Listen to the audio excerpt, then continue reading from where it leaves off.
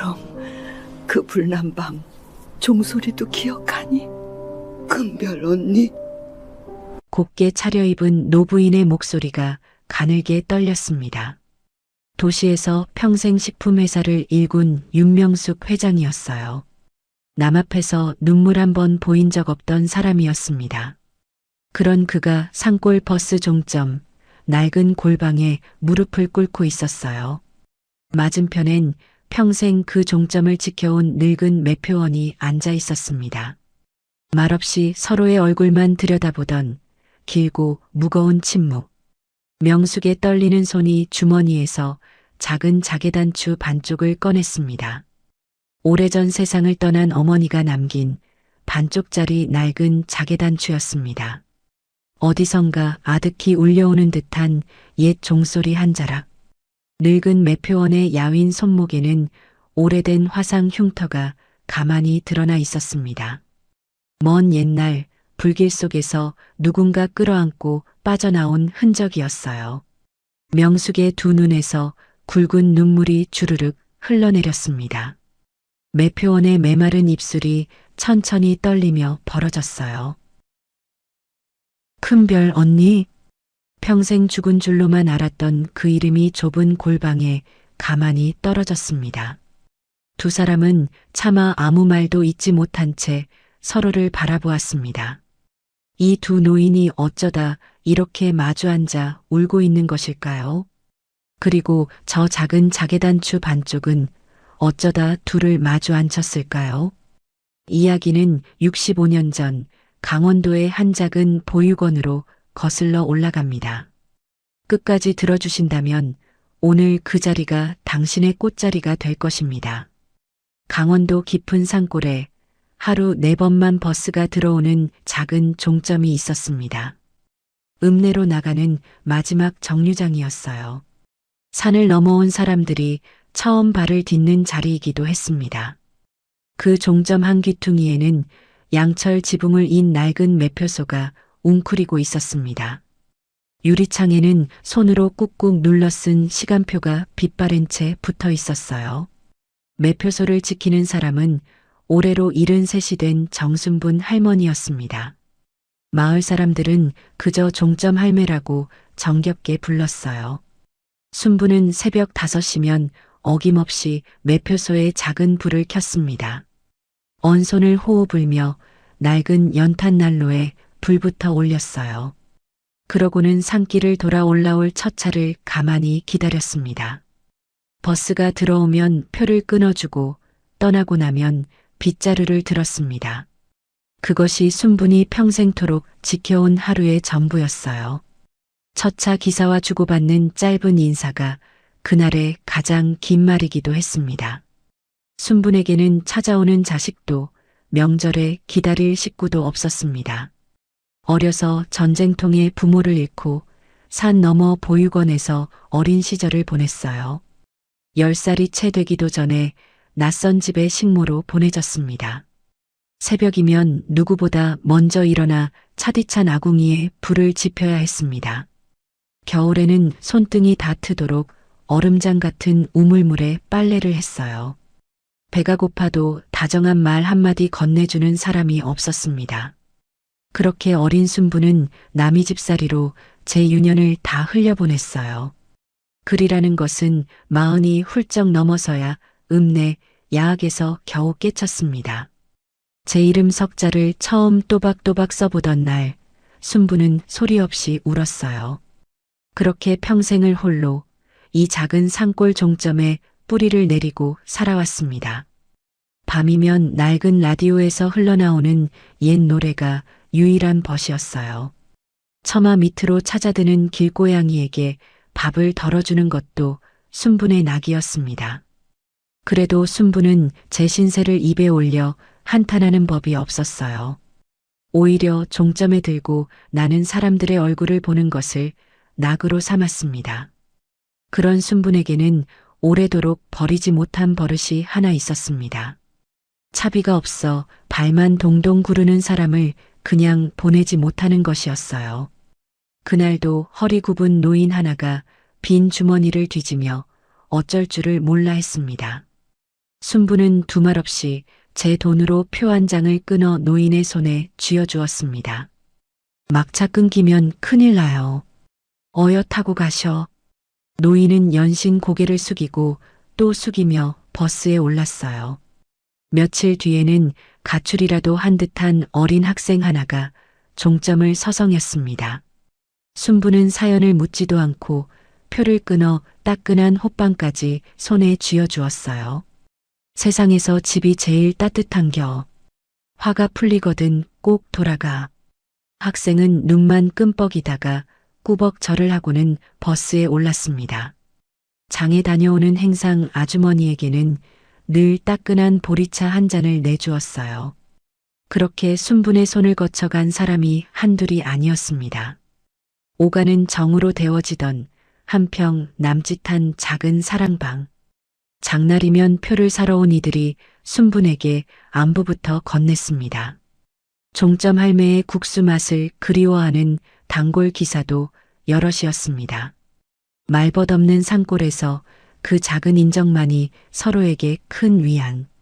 순부는 오는 일을 마다 않고 가는 일을 붙들지 않았습니다. 그저 제 앞을 스쳐가는 인연들을 따뜻이 품을 뿐이었습니다. 누구의 사연도 함부로 캐묻지 않는 것이 순분의 오랜 법도. 그렇게 종점의 겨울은 사람의 온기로 더디 깊어갔습니다. 순분에게는 그렇게 흘러가는 하루하루가 더없이 소중한 나날. 매표소 낡은 서랍 한 구석에는 꼬깃꼬깃한 잔돈이 모여 있었습니다.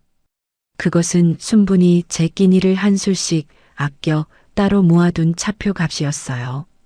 남에게 표를 끊어줄 때면 순분의 해진 소매자락이 슬며시 올라가곤 했습니다. 그 야윈 왼손목에는 오래된 화상 흉터가 가만히 자리를 잡고 있었습니다. 언제 어쩌다 그렇게 되었는지는 순분 자신도 또렷이 알지 못했어요. 다만 아주 어린 날의 흐릿한 감각 하나가 가슴 깊이 남아 있었습니다. 타오르는 불과 매캐한 연기 속을 누군가 저를 업고 달렸다는 느낌이었어요. 그 기억이 어렴풋이 떠오르는 밤이면 순부는 까닭 모를 그리움에 잠을 설쳤습니다.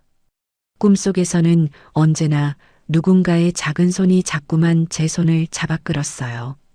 깨고 나면 그 손의 온기만 손바닥에 아릿하게 남곤 했습니다.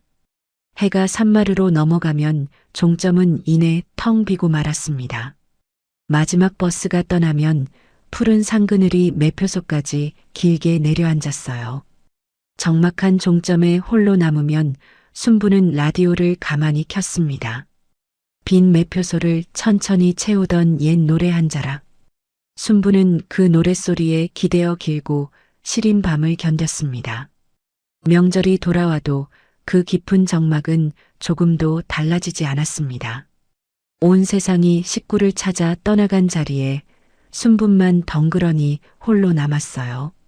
그런 밤이면 순부는 연탄불 위에 멸치국수를 한 냄비 가득 끓였습니다. 행여 막차를 놓친 누군가 종점에 들면 어떻게 했을까요?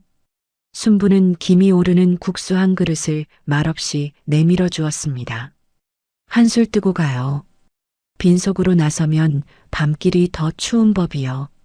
뜨거운 그릇을 받아든 사람들은 하나같이 눈시울을 붉혔어요. 순부는 그 모습을 지켜보는 것만으로 하루의 고단함이 스르르 풀렸습니다. 이따금 마을 사람들은 순분의 문 앞에 감자며 김치를 말없이 놓고 가기도 했어요. 가진 것 하나 없는 살림이었지만 순분의 종점에는 늘 사람의 온기가 돌았습니다. 세상은 끝내 그런 순분의 깊은 마음을 다 알아주지 않았어요. 그래도 순부는 제가 앉은 그 자리를 단 한 번도 원망하지 않았습니다. 그렇게 또 한 해의 시린 겨울이 산을 넘어 종점을 찾아오고 있었어요. 그날 아침까지만 해도 순분의 하루는 늘 그래 왔듯 잔잔하기만 했습니다. 낡은 통장에 난생 처음 보는 5,000원이 찍히기 전까지는 말입니다. 그날은 순분이 한 달에 한 번 읍내 농협에 나가는 날이었습니다. 밀린 공과금을 내고 통장을 정리하기 위해서였어요. 순부는 첫 차를 보내고 두 번째 버스에 몸을 실었습니다. 차창 밖으로 서리 내린 산밭이 천천히 흘러 지나갔습니다. 순부는 무릎에 낡은 손가방을 꼭 안고 흔들리는 버스에 앉아 있었어요. 면 소재지의 작은 지점은 늘 한산하고 조용했습니다. 창구에는 순분을 살갑게 맞아주는 젊은 김주임이 앉아 있었습니다. 할머니, 오늘은 통장 정리부터 해드릴게요. 김주임이 손때 묻은 통장을 기계에 넣고 한참을 들여다보았어요. 그러다 고개를 갸웃하며 화면을 다시 한번 살폈습니다. 할머니, 이 돈 누가 보내는 건지 혹시 아세요? 순부는 영문을 몰라 그저 눈만 끔뻑였습니다. 무슨 돈이요? 나한테 돈 보낼 사람이 어디 있다고. 김주임은 새로 찍힌 통장의 한 줄을 손가락으로 짚어 보였어요. 거기에는 5,000원이라는 작은 글씨가 또렷이 박혀 있었습니다. 지난달에도 그 전달에도 똑같이 들어왔어요.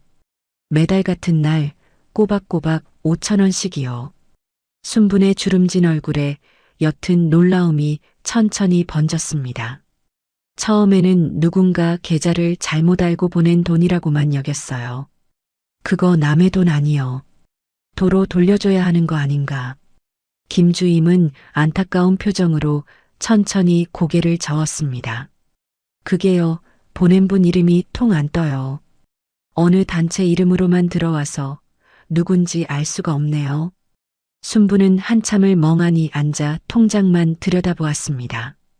그 작은 5,000원이 낯설고도 따뜻하게 다가왔어요. 생각해보면 순부는 평생 누구에게 무언가를 받아본 기억이 없었습니다. 주는 일에는 익숙해도 받는 일에는 서툰 사람이었어요. 그런 순분에게 이름 없는 그 돈은 묘한 울림으로 가슴을 흔들었습니다. 하늘이 이 늙은이를 가엾이 여겨 보태주시나 보네. 순부는 그렇게 혼잣말처럼 가만히 중얼거렸어요. 욕심이라고는 한 톨도 섞이지 않은 목소리였습니다. 김주임은 그런 순분의 모습을 물끄러미 바라보았어요. 할머니, 요즘 세상에 할머니 같은 분이 어디 계세요? 순부는 멋쩍게 웃으며 통장을 가슴에 가만히 품었습니다. 그날 순부는 그 5,000원을 단 한 푼도 제 살림에 쓰지 않았어요. 종점으로 돌아오는 길에 차비 없는 노파를 또 만났기 때문이었습니다. 순부는 그 돈으로 노파의 표를 끊고 따끈한 빵까지 쥐어주었어요. 받은 온기를 고스란히 다른 이에게 흘려보내는 사람이었습니다. 그날 밤 순부는 통장을 머리맡에 두고 오래도록 뒤척였어요. 문득 아주 먼 옛날의 한 사람이 가슴속에서 떠올랐습니다. 보육원 시절 부모 없는 순분을 거두어주던 곱단 어머니였어요. 콧물 흘리는 아이들의 머리를 쓸어주던 거칠지만 따뜻한 손이었습니다. 어린 순분이 밤마다 엄마를 찾으며 올 때면 곱단 어멈이 늘 곁에 있었어요.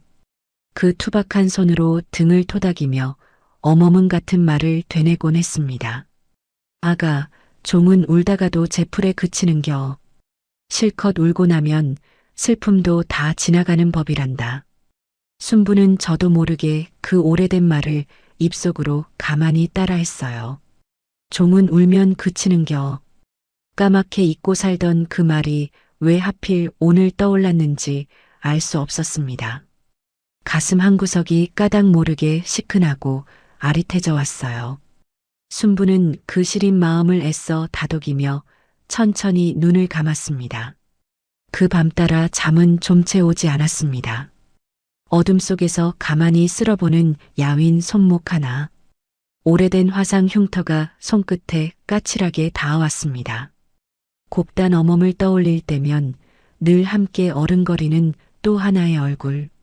누구였는지 도무지 잡히지 않는 흐릿한 그림자였습니다. 저보다 키가 한 뼘은 더 컸던 따뜻한 누군가의 좁은 등. 불길 속에서 저를 들쳐 업고 달리던 바로 그 등이었습니다. 평생 그 등의 주인이 누구인지 알 길 없던 긴 세월. 순부는 그 헛헛한 그리움을 가슴에 안고 늙어왔습니다. 가져본 적 없는 온기를 자꾸만 사무치게 그리는 마음. 그 마음이 우습기도 하고 못내 서럽기도 했습니다. 누군가 어딘가에서 저를 기다릴 것만 같은 부질없는 예감. 순부는 그 아련한 마음을 이불깃으로 꾹 눌러 덮었습니다. 그렇게 또 하루가 이름 모를 그리움과 함께 저물어 갔습니다. 멀리 도시의 한 노부인도 그 밤 쉬이 잠들지 못하고 있었어요. 한쪽은 받은 온기의 출처를 모른 채 잠 못 드는 밤, 또 한쪽은 보낸 마음의 행방을 모른 채 뒤척이는 밤이었습니다. 그 둘을 잇는 가느다란 끈은 아직 이름조차 없었습니다. 세월이 깊이 묻어둔 매듭이 천천히 풀리려는 조짐. 다만 순부는 그것을 아직 까맣게 알지 못했습니다. 다음 달에도 그 다음 달에도 5,000원은 어김없이 통장에 찍혔어요. 순부는 그때마다 그 돈을 더 어려운 이웃에게 말없이 나누었습니다. 받은 만큼 베풀고 나면 마음이 한결 가벼워지는 듯 했어요. 순분에게 돈이란 움켜쥐는 것이 아니라 흘려보내는 것이었습니다. 제 손을 잠시 거쳐가는 따뜻한 물 같은 것. 그렇게 아낌없이 나누고 나면 빈 주머니가 외려 든든했습니다. 농협의 김주임은 끝내 궁금증을 참지 못하고 송금처를 캐어보았습니다. 하지만 돌아오는 답은 늘 똑같을 뿐이었어요. 이름을 밝히지 않은 어느 후원의 계좌라는 말이 전부였습니다. 매달 같은 날 같은 액수로 들어오는 누군가의 조용한 마음. 순부는 그 손길을 그저 두 손 모아 고맙게 받아들였어요. 그 돈이 대체 어디서 누구에게서 흘러오는 것인지 종점 할매 정순부는 그 까닭을 끝내 알지 못했습니다. 그 따뜻한 손길의 주인은 순분이 닿을 수 없는 먼 도시에 있었어요. 그리고 그 사람 역시 제 마음이 누구에게 가닿는지 알지 못했습니다. 두 사람의 시간은 그렇게 가느다란 한 줄기 끈으로 이어지고 있었어요. 다만 아직은 그 누구도 그 끈의 정체를 짐작조차 하지 못했습니다. 그의 겨울은 유난히도 춥고 눈이 잦았습니다. 막차마저 끊긴 늦은 밤, 종점에는 칼바람만 매섭게 몰아쳤어요. 그 텅 빈 종점 한 구석에 웬 여학생 하나가 웅크리고 서 있었습니다. 얇은 외투 차림에 입술이 새파랗게 질린 17살 미래였어요. 집을 뛰쳐나와 무작정 버스를 타고 산골 끝까지 흘러든 아이였습니다. 순부는 매표소 불을 끄려다 그 작은 그림자를 발견했어요. 차마 그냥 두고 들어갈 수가 없는 사람이었습니다. 아가, 이 추운 데서 뭐하고 섰어? 얼어 죽으려고. 순부는 두말 없이 미래를 제 좁은 방으로 데리고 들어갔습니다. 연탄불에 국수를 끓여 김이 오르는 그릇을 앞에 놓아주었어요. 미래는 경계하는 눈빛으로 한참을 머뭇거렸습니다. 그러다 허기를 못 이기고 국수 그릇을 허겁지겁 비웠어요. 순부는 아무것도 묻지 않은 채 따뜻한 이불부터 깔아주었습니다. 사연이야 내일 듣자. 오늘은 일단 몸부터 녹여. 낯선 노인의 그 무심한 다정함에 미래의 눈가가 붉어졌습니다. 그렇게 미래는 종점 할매의 방에서 며칠을 머물게 되었습니다. 처음에는 입을 꾹 다물고 좀채 곁을 주지 않던 아이였어요. 하지만 순분의 변함없는 손길에 차츰 마음의 빗장을 풀었습니다. 새벽이면 함께 난로에 불을 올리고 낮이면 표 끊는 일을 거들었어요. 미래는 손끝이 야물어 잔돈샘도 곧잘 거들었습니다. 표를 받아든 손님들에게 꾸벅 인사하는 솜씨도 제법.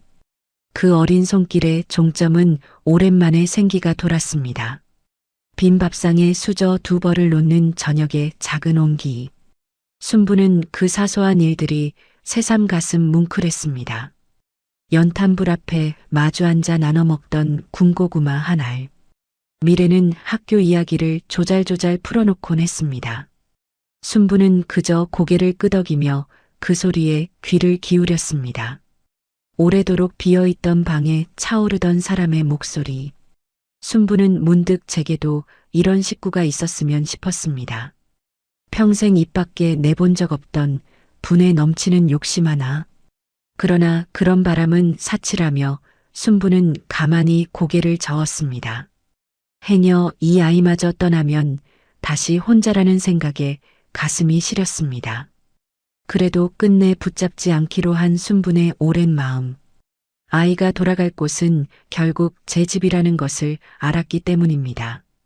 순부는 미래의 등을 가만히 쓸어주며 그저 묵묵히 곁을 지켰습니다. 누군가를 위하는 마음에는 알맞은 거리가 필요한 법. 순부는 그 며칠을 마음 깊이 소중히 품어두기로 했습니다. 그 짧은 동행이 남긴 잔잔한 여운. 적막하던 종점에 오래 머물 따뜻한 기억이었습니다. 며칠이 지나자 미래는 조금씩 제 속갯말을 꺼내놓기 시작했습니다. 부모님이 갈라서고 새어머니와 부딪히다 집을 나왔다는 것이었어요. 아무도 저를 원하지 않는 것 같다며 미래는 고개를 떨구었습니다. 순부는 그저 묵묵히 그 어린 등을 쓸어주었어요. 제가 겪은 모진 세월을 굳이 입에 올리지는 않았습니다. 다만 미래의 손을 가만히 잡고 나직이 말을 건넸어요. 세상이 다 등을 돌려도 내 자리는 어딘가 꼭 있는 법이요. 순부는 문득 옛 보육원의 낡은 우물가를 떠올렸습니다. 부모 없는 아이들이 두레박을 길어 올리던 그 시린 우물.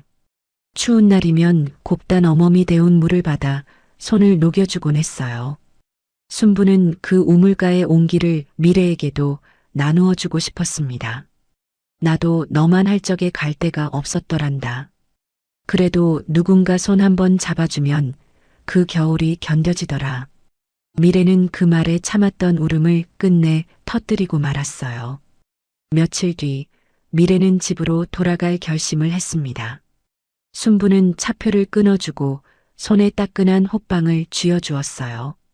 꼬깃꼬깃 모은 잔돈까지 미래의 외투 주머니에 찔러 넣어주었습니다. 가다가 배고프면 사 먹고 집에 가거든 엄마 손 꼭 잡아.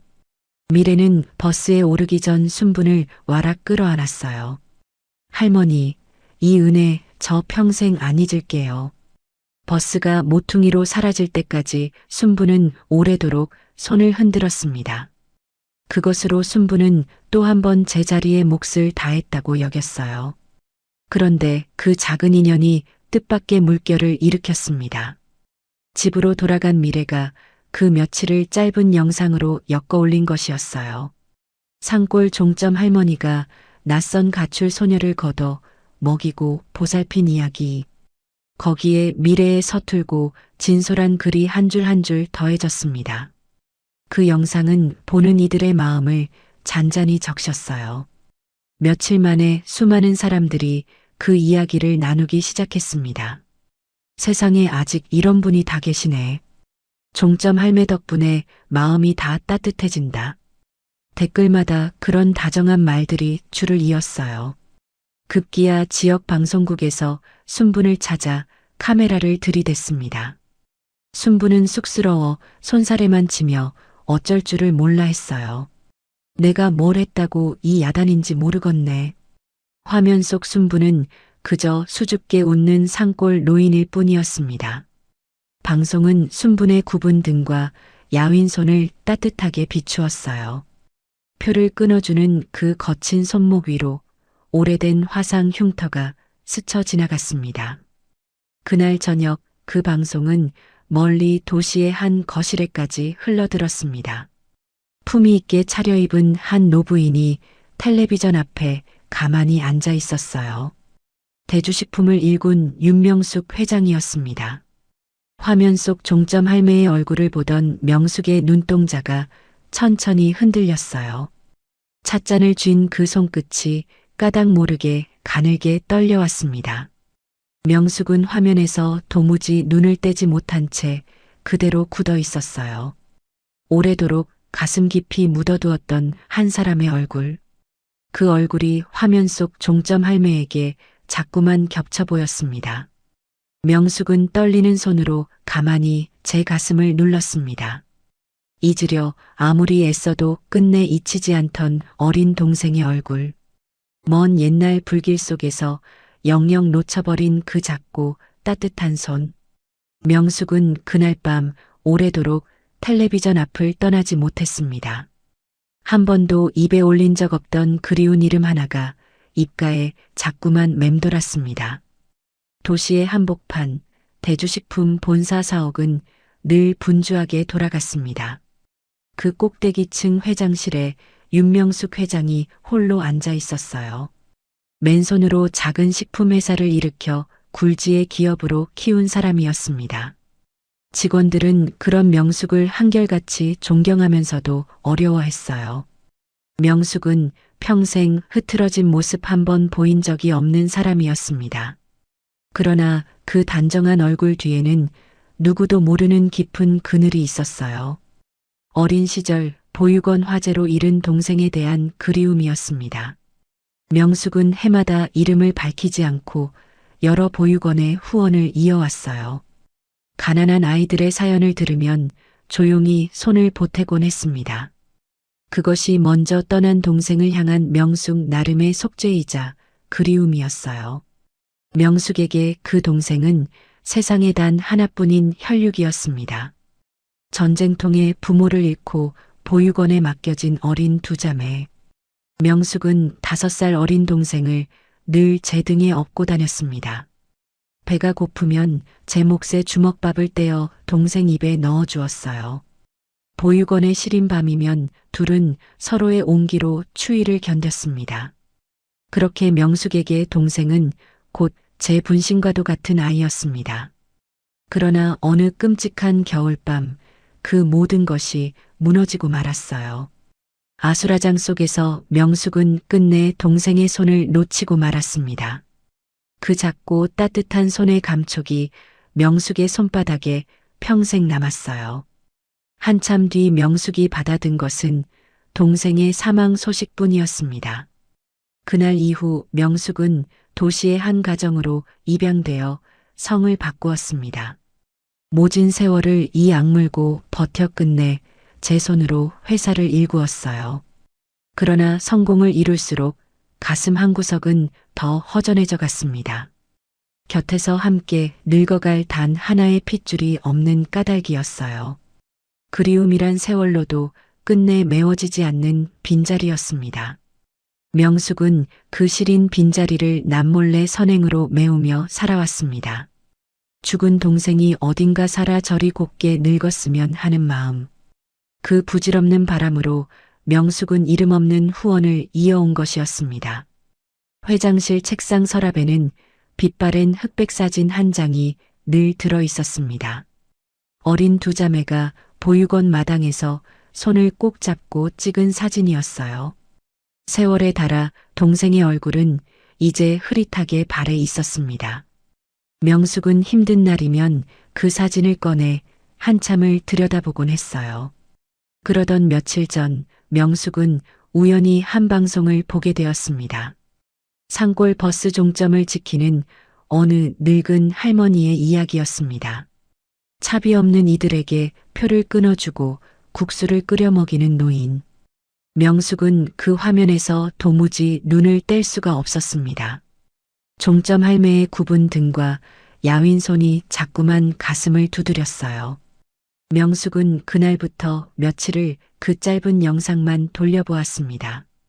까닭 모를 이끌림에 밤잠을 설치기까지 했어요. 그러던 어느 날 비서가 명숙에게 뜻밖의 보고를 올렸습니다. 회장님께서 매달 익명으로 후원하시는 계좌가 있지 않습니까? 그 중 하나가 바로 그 종점 할머니의 선행모금 계좌였습니다. 명숙은 그 말에 한동안 아무 말도 잊지 못했습니다. 저도 모르게 보태온 작은 마음이 하필 그 노인에게 가닿았던 것입니다. 명숙은 그것이 결코 우연만은 아닌 것처럼 느껴졌어요. 가슴 깊은 곳에서 무언가가 자꾸만 그 종점을 향해 당겨졌습니다. 그 할머니를 내가 직접 한번 만나봐야겠네. 명숙의 입에서 오랜만에 단호한 한마디가 흘러나왔습니다. 비서는 조심스레 회장의 뜻을 받들어 채비를 서둘렀습니다. 그러나 그 소식은 곧 아들 내외의 귀에까지 들어가고 말았어요. 부사장인 아들 윤재호가 굳은 얼굴로 회장실 문을 열었습니다. 어머니, 또 그 정체불명의 노인한테 돈을 쓰시려는 겁니까? 며느리 서지영도 그 뒤를 따라 들어와 입을 보탰습니다. 어머님, 요즘 그런 사람들이 어디 한둘이어야 말이죠. 괜히 엮였다가 회사 이름에 흠이라도 가면 어쩌시려고요. 재호는 못마땅한 기색을 조금도 숨기지 않았습니다. 상골까지 직접 가신다니 남들이 보면 뭐라 하겠습니까? 명숙은 그런 아들 내외를 가만히 바라보기만 했습니다. 평생을 일궈 물려줄 회사 걱정뿐인 그들이 한편으로 안쓰러웠습니다. 그러나 명숙의 마음은 이미 그 산골 종점에 가 있었어요. 내 눈으로 꼭 봐야 할 사람이 있어서 그런다. 너희가 걱정하는 일은 없을 게다. 명숙의 목소리는 낮았지만 조금의 흔들림도 없었습니다. 재호는 어머니의 고집을 익히 아는 터라 더는 말리지 못했어요. 다만 못마땅한 얼굴로 며느리와 눈빛을 주고받을 뿐이었습니다. 두 사람의 눈빛에는 알 수 없는 불안과 경계가 어려 있었어요. 행여 어머니의 변덕이 집안에 풍파를 일으킬까 두려운 것이었습니다. 그날 밤 명숙은 오래된 흑백 사진을 다시 꺼내 들었어요. 흐릿하게 바랜 동생의 얼굴을 손끝으로 가만히 쓸어보았습니다. 이상하게도 그 얼굴 위로 종점 할매의 모습이 자꾸만 겹쳐졌습니다. 설마 그럴 리가 없지. 그 아인 그날 그 불 속에서 명숙은 차마 그 말을 끝맺지 못하고 입을 다물었습니다. 오래전 받아든 동생의 사망 소식이 다시금 가슴을 짓눌렀어요. 그럼에도 한 가닥 가닥 모를 끌림은 좀채 사그라들지 않았습니다. 명숙은 그 마음을 더는 외면할 수가 없었어요. 이튿날 새벽 명숙은 수행도 마다하고 홀로 길을 나섰습니다. 기사도 비서도 없이 그저 낡은 손가방 하나만 든 채였어요. 도시를 벗어난 버스가 굽이굽이 산길을 오르기 시작했습니다. 차창 밖으로 낯선 산골 풍경이 천천히 흘러 지나갔어요. 명숙은 평생 처음으로 도시를 벗어나 이런 산길을 홀로 오르고 있었습니다. 무엇이 저를 이토록 간절히 끌어당기는지 스스로도 알 수 없었습니다. 그저 한 번은 꼭 만나봐야 할 것만 같은 막연한 예감. 그 예감 하나에 명숙은 70평생의 무게를 실어 먼 길을 나선 것이었습니다.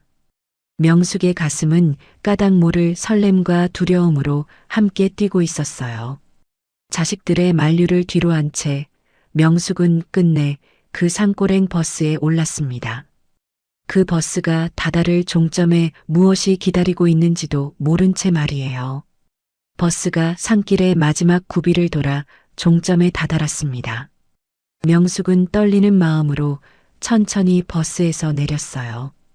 오래된 양철 지붕의 작은 매표소가 가장 먼저 눈에 들어왔습니다. 방송에서 보던 바로 그 산골 종점이었어요. 매표소 안에서는 한 노인이 굽은 등으로 비지를 하고 있었습니다. 영상 속 그 종점 할매, 정순분이었어요. 명숙의 가슴이 까닭 모르게 쿵 내려앉았습니다. 가까이서 본 순분의 얼굴은 화면보다 훨씬 더 깊은 주름이 패어 있었어요. 명숙은 차마 제가 누구인지 밝히지 못하고 그저 손님인 척했습니다. 여기 읍내로 나가는 표 한 장 주시겠어요? 순분은 환하게 웃으며 표를 끊어 건넸습니다. 먼 길 오셨네. 산바람이 차니 옷깃 단단히 여미셔. 그 다정한 말투에 명숙은 가슴 한구석이 묘하게 저려왔습니다. 명숙은 표를 받아들고도 좀채 버스를 타지 못했어요.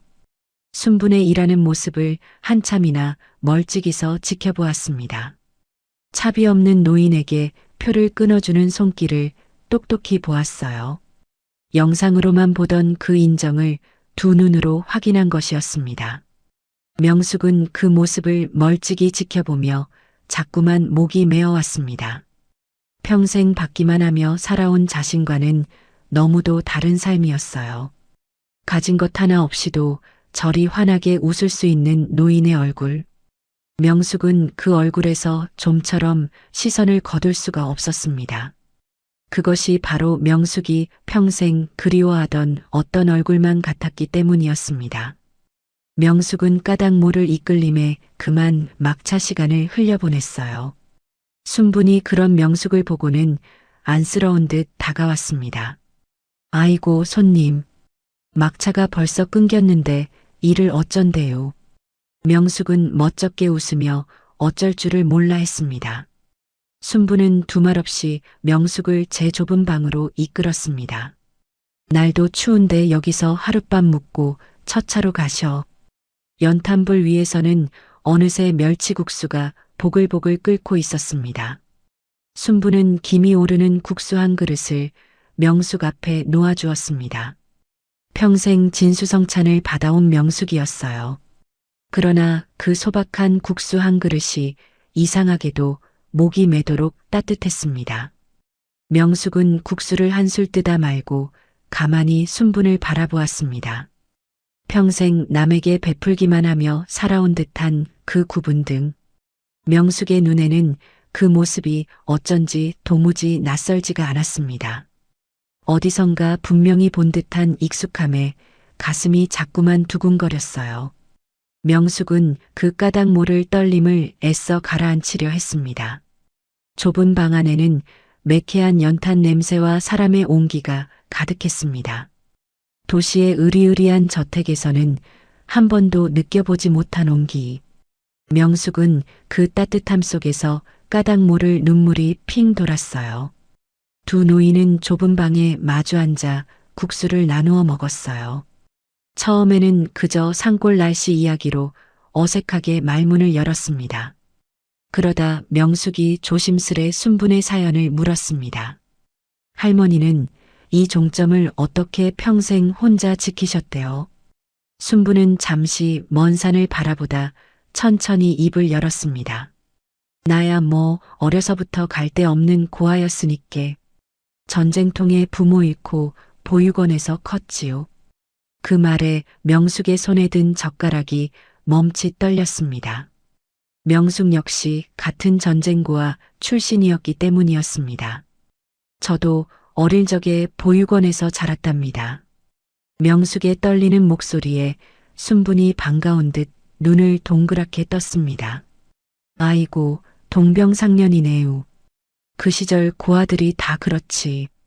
두 노인은 한동안 옛 보육원 이야기로 말꽃을 피웠습니다. 시린 마룻바닥과 멀건 죽 그리고 정 많던 보모 이야기였어요. 그러다 순분이 무심코 한마디를 흘렸습니다. 우리 보육원엔 곱단 어멈이라고 참말로 정 많은 보모가 있었지요. 그 이름에 명숙의 숨이 잠깐 멎는 듯 했습니다. 오래도록 잊고 살던 그 이름이 명숙의 가슴을 세차게 두드렸습니다. 그러나 명숙은 차마 그 이름을 안다는 말을 입 밖에 내지 못했어요. 흔한 보모 이름일 거라고 애써 마음을 다잡았습니다. 순부는 그런 명숙의 동요를 알아채지 못한 채 말을 이었습니다. 그 어멈이 우리 자매를 어찌나 살뜰히 챙겼는지 몰라요. 순부는 문득 제 입에서 나온 자매라는 말에 스스로 멈칫했습니다. 아니, 자매가 아니라 그냥 같이 자란 동무 말이요. 순분 자신도 왜 그 말이 튀어나왔는지 알 수 없어 고개를 갸웃했습니다. 명숙의 가슴 속에서는 형언할 수 없는 무언가가 자꾸만 일렁였습니다. 문득 순분이 옛 생각에 잠겨나지기 옛 별명 하나를 의조렸어요. 그 시절엔 다들 별명으로 불렸지요. 나는 종다리라고 불렸고, 종다리. 그 한마디에 명숙의 손끝이 얼음처럼 굳어버렸습니다. 평생 단 한 사람만이 부르던 죽은 동생의 어릴 적 별명이었어요.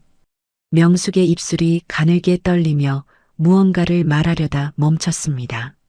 설마 하는 생각과 그럴 리 없다는 생각이 거세게 부딪혔어요. 동생은 분명 그 불 속에서 죽었다고 명숙은 수십 년을 믿어왔습니다. 그러니 이건 그저 우연히 같은 별명일 뿐이라고 되뇌었어요. 그러면서도 명숙은 좀채 그 별명을 머릿속에서 지우지 못했습니다. 종다리, 종다리 하고 속으로 몇 번이고 가만히 불러보았어요.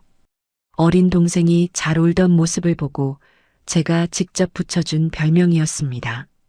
세상에 그 별명을 아는 사람은 저와 동생뿐이라고 믿어왔습니다. 그런데 그 별명이 지금 이 낯선 노인의 입에서 흘러나온 것이었어요. 우연이라기엔 명숙의 가슴이 너무도 세차게 뛰었습니다. 그러나 사망 통지서를 받아들던 그날의 절망이 다시 명숙을 붙들었습니다. 죽은 사람이 살아 돌아올 리 없다는 모질고도 차가운 현실. 명숙은 그 믿음과 의심 사이에서 밤새도록 외로이 흔들렸습니다. 두 노인은 그렇게 한 이불을 덮고 좁은 방에 나란히 누웠습니다. 그러나 둘 중 누구도 그 밤 쉬이 잠들지 못했어요. 명숙은 어둠 속에서 죽은 동생의 별명을 몇 번이고 곱씹었습니다. 순부는 까닭 모를 그리움에 또다시 옛 흉터를 가만히 쓸어보았어요. 두 사람의 마음속에는 차마 입 밖에 내지 못한 한 이름이 맴돌았습니다. 그 이름의 정체를 두 노인은 아직 차마 마주할 용기가 없었어요. 이튿날 아침이 밝았지만 명숙은 좀처럼 종점을 떠나지 못했습니다. 첫 차가 와도 명숙은 핑계를 대며 자꾸만 출발을 미루었어요. 산골 공기가 좋아 며칠 더 쉬어가고 싶다는 것이었습니다. 순부는 그런 명숙을 군말 없이 살뜰히 챙겨주었어요. 두 노인은 그렇게 며칠을 한방에서 부대끼며 정을 쌓았습니다.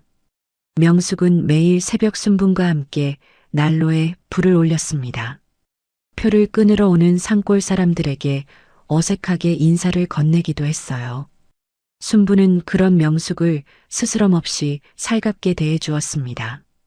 도시의 큰 회사 회장이라는 사실은 까맣게 모르는 채였습니다. 명숙은 그 무심한 다정함이 좋아 차마 제 정체를 밝히지 못했어요. 그저 평범한 노인으로 그 곁에 머무는 며칠이 더없이 포근하기만 했습니다. 평생 누구에게도 받아보지 못한 따뜻한 보살핌이었어요. 명숙은 그 며칠 동안 자꾸만 까마득한 어린 시절로 돌아가는 듯 했습니다. 그 며칠은 명숙에게 평생 처음 누려보는 따뜻한 안식이었어요. 함께 난로에 둘러앉아 옛 이야기를 나누는 밤이 깊어갔습니다. 그런데 이야기를 나눌수록 이상한 일이 자꾸만 일어났어요. 서로의 기억 속 풍경이 너무도 똑같이 겹쳐졌기 때문이었습니다. 순분이 보육원 우물가 이야기를 꺼내면 명숙도 똑같이 그곳을 떠올렸어요.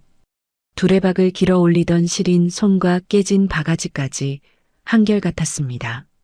명숙의 가슴은 그때마다 까닭 모르게 철렁 내려앉았어요.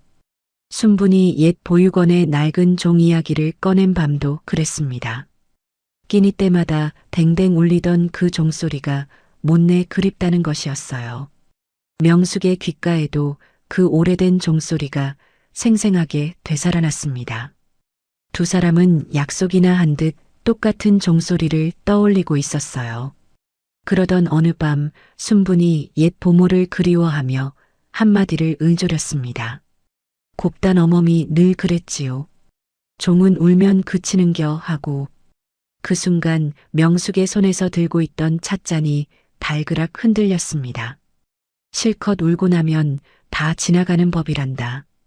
명숙이 저도 모르게 그 뒷말을 가만히 받아 읊었습니다. 순분의 두 눈이 화등잔만하게 커졌습니다. 아니, 손님이 그걸 어떻게 안대요. 명숙은 차마 대답하지 못하고 입술만 잘게 떨었습니다. 그 말은 곱단 어멈이 울보자매에게만 들려주던 말이었기 때문이었어요.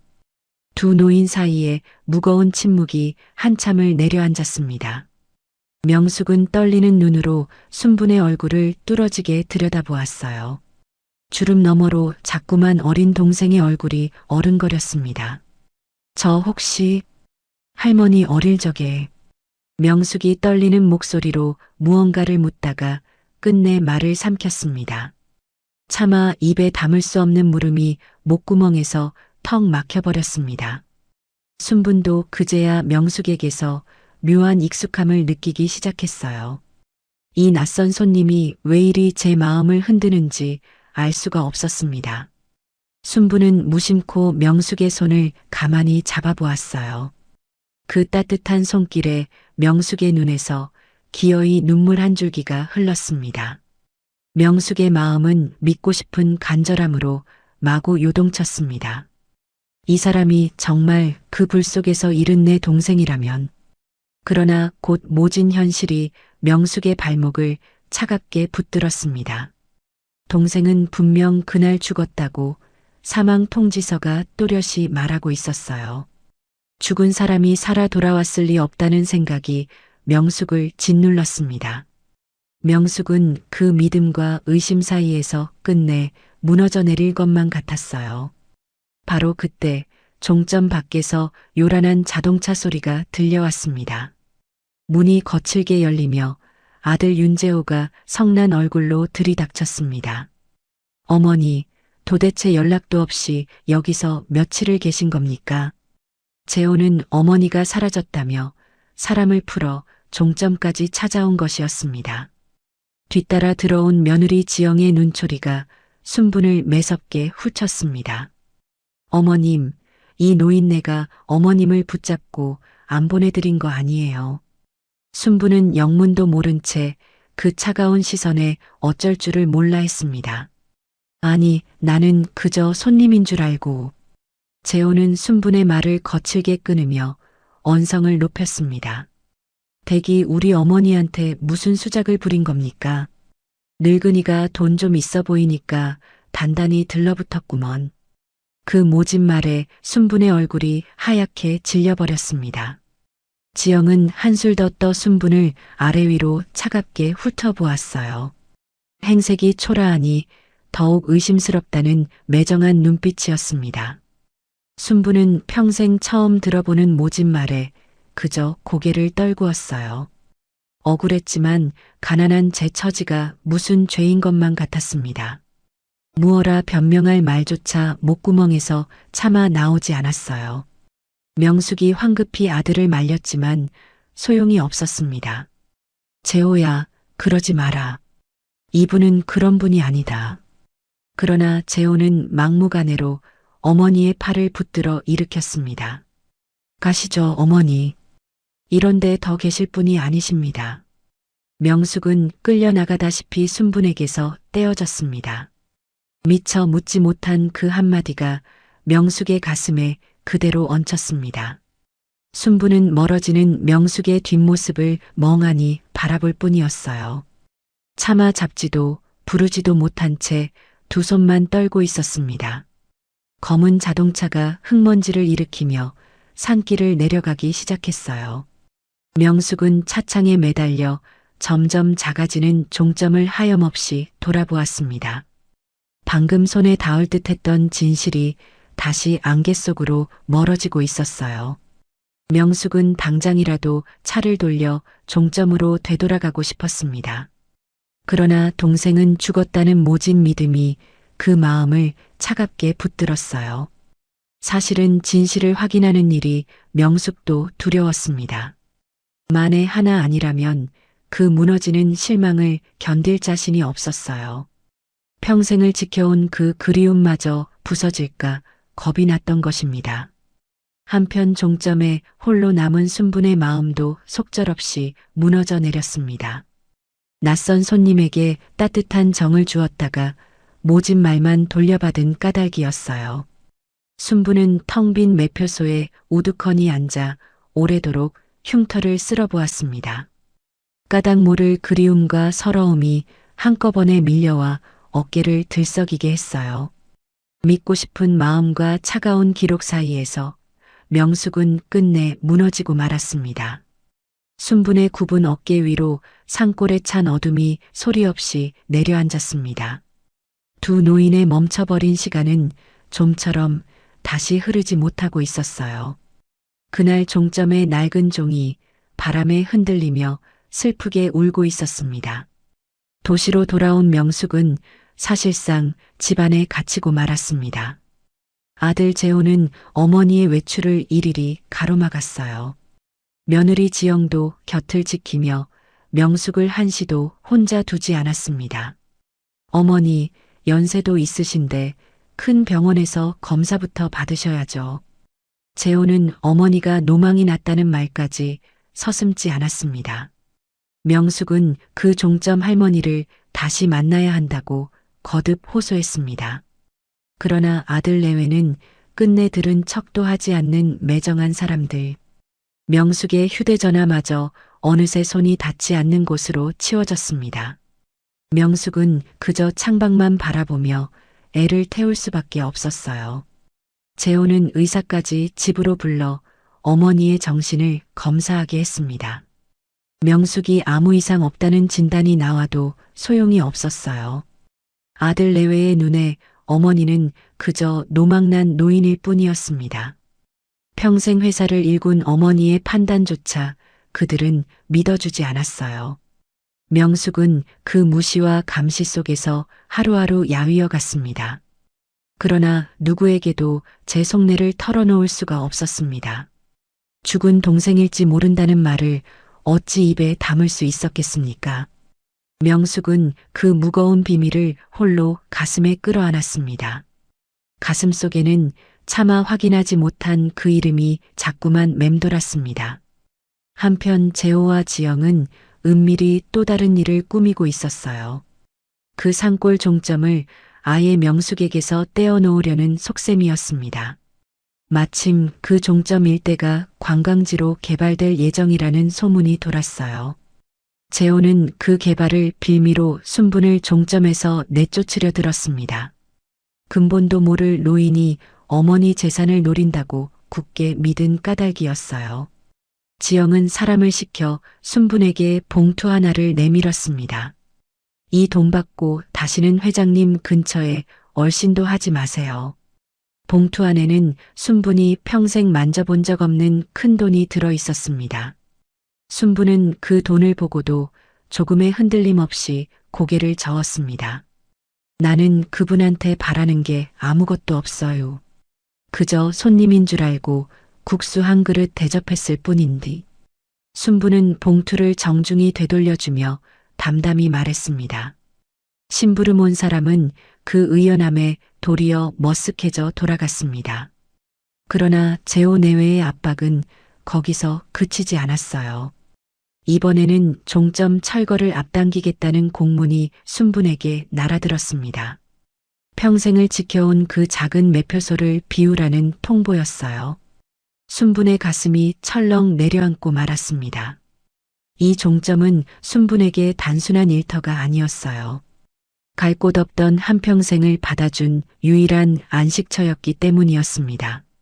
어린 날 식모로 떠돌던 순분이 처음 제자리라 부른 곳이었습니다. 매일 새벽 불을 켜고 오가는 사람을 맞이하던 작은 매표소.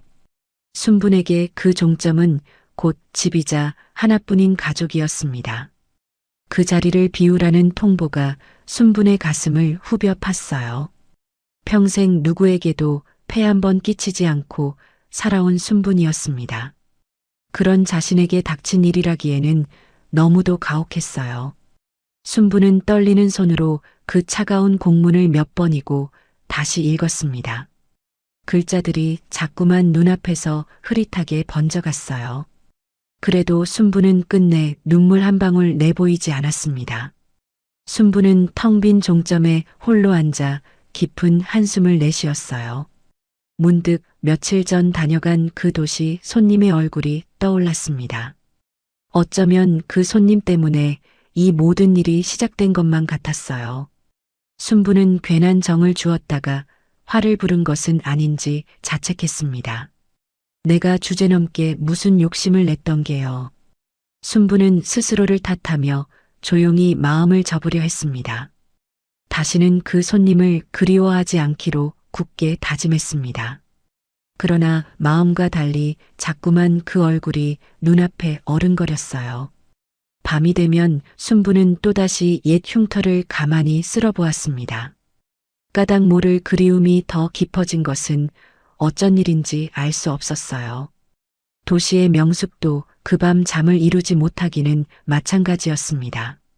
갇힌 방 안에서 명숙은 오래된 흑백 사진만 꺼내 들여다보았어요.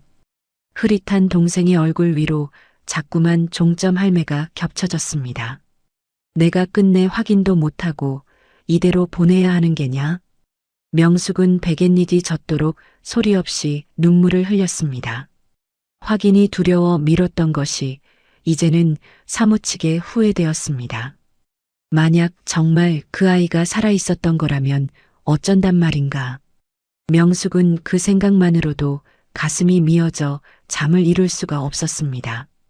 명숙은 어린 동생을 업고 보육원 마당을 돌던 기억을 떠올렸어요. 등에 닿던 그 작은 몸의 무게가 아직도 생생하게 남아 있었습니다. 그 아이를 끝내 지키지 못했다는 죄책감이 평생 명숙을 따라다녔어요. 이제와 그 아이가 살아있을지 모른다는 희망이 가슴에 피어났습니다. 그런데 바로 그 희망을 자식들이 가로막아 서고 있었어요. 명숙은 이 갑갑한 벽을 어떻게든 넘어야겠다고 마음먹었습니다. 평생 처음으로 자식들의 뜻을 거스르기로 결심한 것이었어요. 그러나 자식들의 감시는 갈수록 더 촘촘해지기만 했습니다. 명숙이 종점에 닿을 길은 점점 더 멀어져 갔어요. 두 노인 사이의 노인거리는 그렇게 자꾸만 벌어졌습니다. 받지 못한 답과 풀지 못한 의문만이 두 사람을 짓눌렀어요. 산골의 종점에서도 도시의 저택에서도 똑같은 한숨이 새어나왔습니다. 멈춰버린 종처럼 두 사람의 시간도 다시 멈추는 듯 했어요. 희망은 어느새 손이 닿지 않는 곳으로 멀어진 것만 같았습니다. 세상은 끝내 두 노인을 다시 갈라놓으려는 것처럼 보였어요. 그럼에도 명숙의 마음 깊은 곳에서는 한 가닥 불씨가 꺼지지 않았습니다. 차마 죽었다고 단념해버리기엔 그 별명이 너무도 또렷했기 때문이었어요. 명숙은 어둠 속에서 가만히 두 주먹을 그러쥐었습니다. 이대로는 결코 끝낼 수 없다는 마음이 조금씩 차올랐어요. 명숙은 평생 한 번도 굽힌 적 없는 그 단단한 의지를 다시 고추 세웠습니다. 누구도 끝내 막을 수 없는 노회장의 고집이 비로소 깨어나고 있었어요. 그 작은 불씨 하나가 머지않아 모든 것을 다시 움직이게 할 참이었습니다. 이야기는 65년 전 그 시린 겨울로 거슬러 올라갑니다. 전쟁이 막 끝난 뒤 강원도 산골에 작은 보육원이 하나 있었어요. 부모를 잃은 아이들이 그곳에서 서로를 의지하며 살아갔습니다. 그 중에 유난히 정이 깊은 두 자매가 있었어요. 13살 큰별과 5살 터울의 8살 종다리였습니다. 큰별은 명숙의 어릴 적 이름이었고 종다리는 순분의 별명이었어요. 종다리는 어찌나 잘 우는지 언니가 붙여준 별명이었습니다. 큰별은 그런 동생을 늘 등에 업고 보육원 마당을 돌았어요. 배가 고프면 제 몫에 주먹밥을 떼어 동생 입에 넣어주었습니다. 밤이면 추위에 떠는 동생을 제 품으로 꼭 끌어안고 재웠어요. 두 자매에게는 세상에 오직 서로뿐이었습니다. 두 자매는 한시도 서로 떨어지는 법이 없었어요. 큰별은 어린 동생에게 글자를 가르치고 옛 이야기를 들려주었습니다. 종다리에게 큰별은 세상에서 가장 든든한 울타리. 누가 동생을 괴롭히기라도 하면 큰별이 늘 앞장서서 막아주었습니다. 어린 종다리에게 언니는 곧 부모이자 온 세상이었습니다. 어른이 되면 꼭 함께 살자고 새끼손가락을 걸던 작은 약속. 보육원에는 곱단 어멈이라는 정 많은 보모가 있었습니다. 곱단 어멈은 우는 아이들의 등을 토닥이며 늘 같은 말을 했습니다. 아가, 종은 울다가도 제풀에 그치는겨. 끼니 때가 되면 보육원 마당에 낡은 종이 댕댕 울렸습니다. 그 종소리는 배고픈 아이들에게 가장 반가운 소리였습니다. 큰별과 종다리에게는 또 하나 소중한 보물이 있었어요. 먼저 세상을 떠난 어머니가 남긴 자개단추 한 알이었습니다. 색색이 영롱한 자개가 박힌 어머니 저고리의 마지막 단추였어요. 자매는 그 단추를 반으로 쪼개어 한쪽씩 나누어 가졌습니다.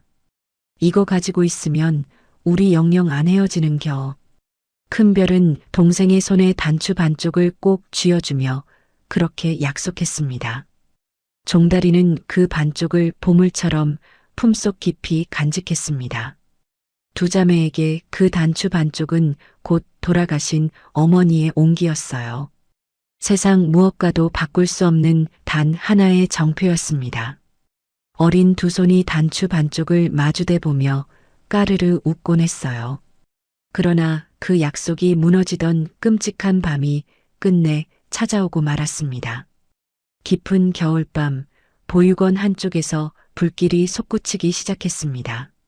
마른 나무로 지은 건물은 순식간에 불바다가 되어버렸어요. 잠들어 있던 아이들이 비명을 지르며 뛰쳐나왔습니다.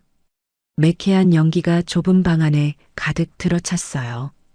큰별은 잠결에 동생부터 등에 둘러업었습니다. 종다리야, 언니 등 꽉 붙들어. 눈 꼭 감고. 큰별은 동생을 업은 채 불길 속을 헤치고 나아갔습니다. 출입문의 빗장이 불에 달궈져 시뻘겋게 타오르고 있었습니다. 큰별은 망설임도 없이 맨손으로 그 빗장을 잡아 젖혔어요. 문을 여는 순간 동생의 작은 손목이 그만 불붙은 문틀에 닿고 말았습니다. 종다리가 자지러지게 울음을 터뜨렸어요. 그 화상 자국이 바로 순분의 손목에 평생 남은 흉터였습니다. 빗장을 움켜쥐었던 큰별의 두 손도 허옇게 되어 있었어요. 그러나 큰별은 제 손의 아픔을 돌아볼 겨를조차 없었습니다. 오직 동생을 살려야 한다는 일념뿐이었습니다. 큰별은 동생을 가까스로 마당까지 끌어내어 내려놓았어요. 그때 보육원 안에서 또 다른 아이의 울음소리가 들려왔습니다. 큰별은 동생을 다른 어른에게 맡기고 다시 불길 속으로 뛰어들었습니다. 종다리야, 언니 금방 올게. 여기서 꼼짝 말고 있어. 그것이 두 자매가 나눈 마지막 말이 되고 말았습니다. 아수라장 속에서 사람들은 아이들을 이리저리 떼어 옮겼어요. 정신을 차렸을 때 두 자매는 이미 서로 다른 곳에 있었습니다. 불길이 잦아든 보육원 마당은 그야말로 아수라장이 되어 있었어요. 어른들은 살아남은 아이들을 여기저기로 황급히 실어 옮겼습니다. 큰별은 동생을 찾아 목이 터지도록 그 이름을 불렀어요. 그러나 매캐한 연기와 비명 속에 그 애타는 목소리는 묻혀버렸습니다. 끝내 동생의 손 한 번 다시 잡지 못한 채 큰별은 트럭에 실렸어요. 어린 큰별이 그날 할 수 있는 일은 아무것도 없었습니다. 멀어지는 보육원을 돌아보며 큰별은 하염없이 울고 또 울었어요. 품속의 단추 반쪽만이 동생과 이어진 마지막 끈이었습니다. 큰별은 그 작은 단추를 평생토록 몸에서 떼어놓지 않았습니다. 큰별은 멀리 도시의 한 가정으로 입양되어 보내졌어요. 입양 가정의 성을 따라 윤씨가 되었고 이름도 명숙으로 바뀌었습니다. 어린 종다리는 산골의 한 농가에 식모로 보내졌어요. 농가의 호적에 이름이 정순분으로 새로 오르게 되었습니다. 그렇게 두 자매는 이름도 성도 모두 바뀐 채 흩어지고 말았어요. 더 기막힌 일은 그 혼란 속에서 벌어졌습니다. 화재로 죽은 아이들의 명단에 종다리의 이름이 잘못 올라간 것이었어요. 같은 또래의 죽은 아이와 그만 뒤바뀌어 기록된 까닭이었습니다. 세월이 흐른 뒤 큰별은 동생을 애타게 수소문했어요. 그러나 돌아온 것은 동생이 그 불 속에서 죽었다는 기록뿐이었습니다. 명숙은 그 종이 한 장 앞에서 무너지듯 주저앉고 말았어요. 평생 단 하나뿐인 혈육을 그렇게 가슴에 묻어야 했습니다. 명숙은 동생을 지키지 못했다는 죄책감을 평생 짊어지고 살았어요. 성공을 이루고도 그 빈자리만은 끝내 메울 수가 없었습니다. 명숙은 회사를 일군 뒤에도 해마다 사람을 풀어 동생을 찾았어요. 전국의 보육원과 입양 기록을 샅샅이 뒤지고 또 뒤졌습니다. 그러나 어디에서도 끝내 찾을 수 없던 그 이름. 사망 명단의 그 한 줄이 명숙의 마지막 희망마저 꺾어버렸습니다. 명숙은 그제야 동생의 죽음을 받아들일 수밖에 없었습니다. 해마다 그 겨울이 돌아오면 남몰래 동생의 너클 기리던 긴 세월. 한편 산골의 종다리 순분도 언니를 까맣게 잊지는 못했습니다. 다만 어려서 헤어진 탓에 언니의 본래 이름도 얼굴도 기억나지 않았습니다. 오직 손목의 흉터와 품속 단추 반쪽만이 희미한 기억의 끈이었어요. 그렇게 두 자매는 서로를 모른 채 65년의 세월을 흘려보냈습니다. 그러나 운명은 끝내 그 둘을 다시 만나게 하려 하고 있었어요. 멈춰있던 두 사람의 시간이 비로소 다시 흐를 채비를 하고 있었습니다. 어머니의 자개단추 반쪽이 65년을 건너 다시 맞물리려 하고 있었습니다. 며칠 뒤 명숙은 끝내 자식들의 감시를 뿌리치고 집을 나섰습니다. 평생 처음으로 아들의 뜻을 거역한 발걸음이었어요. 명숙은 오직 한 사람을 만나야 한다는 일념으로 산길을 올랐습니다. 가는 내내 명숙의 심장은 걷잡을 수 없이 방망이질을 쳤어요. 틀렸으면 어쩌나 하는 두려움이 자꾸만 발목을 붙들었습니다. 그러나 명숙은 이번만큼은 끝을 봐야 한다고 거듭 다짐했어요. 확인하지 못한 채로는 단 하루도 더 살 수 없을 것 같았습니다. 명숙은 떨리는 다리를 끌고 종점을 향해 걸음을 재촉했어요. 다시 찾은 종점은 철거를 앞두고 어수선하기 짝이 없었습니다.